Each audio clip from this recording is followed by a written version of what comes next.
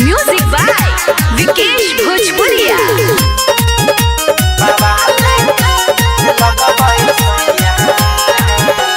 Powder Crimea लगाई ले लो, अखिया में काजर सजाई ले लो।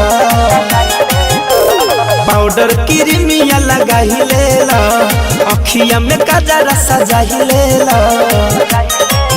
ऐसे चमकी ना रूप के ललहिया, हवा सोहटल ही पिया कहिया से बाबा ले लगबे सोइया। हवा सोहटल ही पिया कहिया से बाबा ले लगबे सोइया। बाबा ले लगबे सोइया सोइया।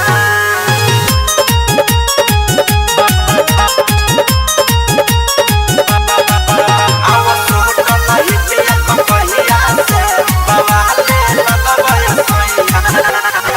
चमके लगब चानी लेखा, केहू पर जाई फीका हो।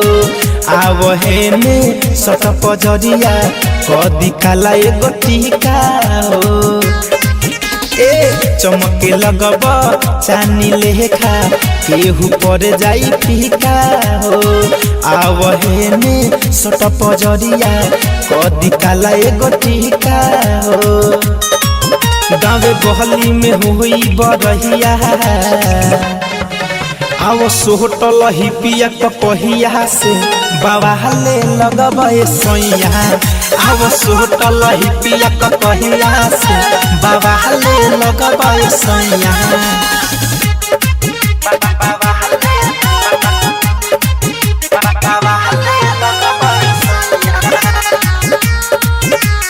म्यूजिक बाय विकेश भोजपुरिया।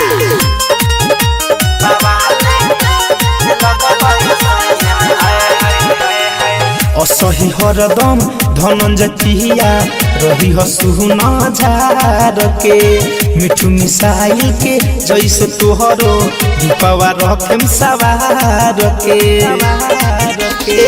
असही हरदम धनंजय पिया रही हसुना झार के। मिठू मिसाइल के जैसे तोहरो दीपवा रखेम सवार के। जाई देखिला जाई पर छहिया,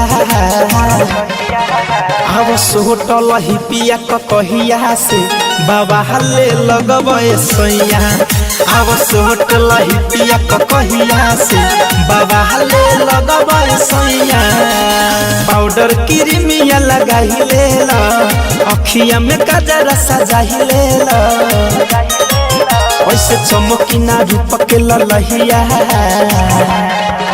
हवा सोहटल ही पिया कहिया से बाबा ले लगबे सोइया। हवा सोहटल ही पिया कहिया से बाबा ले लगबे सोइया।